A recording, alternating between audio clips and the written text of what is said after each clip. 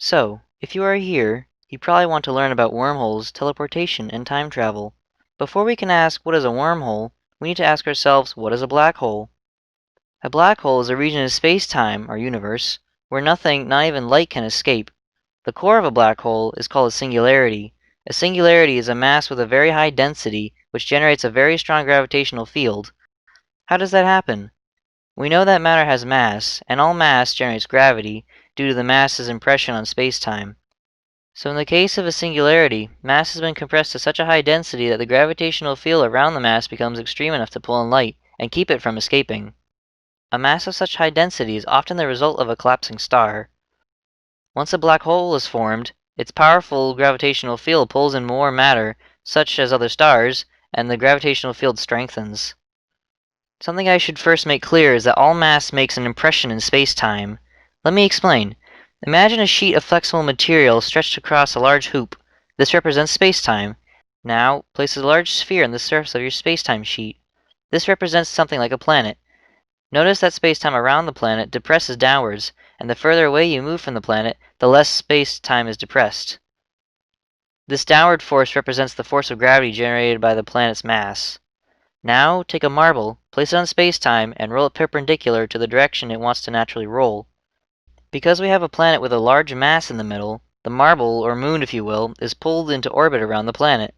In this model, the moon will eventually fall into the planet, but that is due to the limitations of the model and is not always accurate to real life.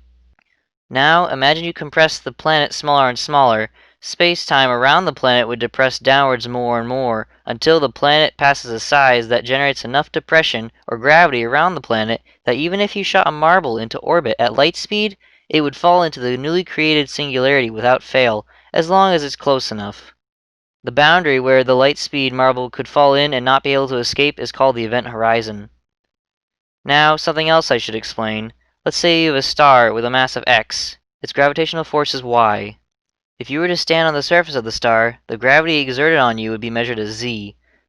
Now, say you took the star and compressed it to the size of a golf ball. The mass is still x, the force of gravity is still y, but z, the force of gravity at the point on the surface of the star, is now at an alarming strength or concentration that it generates an event horizon. This represents a black hole in a two-dimensional field. Now imagine it in 3 dimensions. Not that it's easy to do. That's how a black hole acts in real life. Now finally, we can move on to the black hole's little cousin, the wormhole. A wormhole is similar to a black hole in the sense that it is a distortion in space-time that instead of pinching off into a singularity, it continues through space-time and pops out somewhere else. To better understand this, you should imagine a two-dimensional plane similar to the one in our last model. If you place a singularity on here, you'll get a black hole.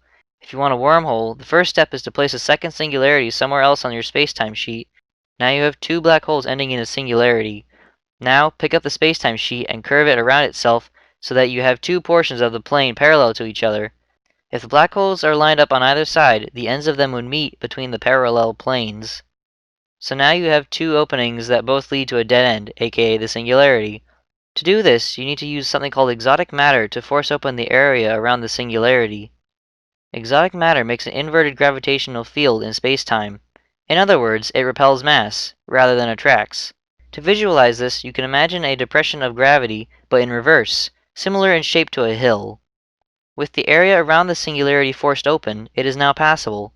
Finally, remove the event horizon, and you are left with what is known as a traversable wormhole, more commonly known as just a wormhole.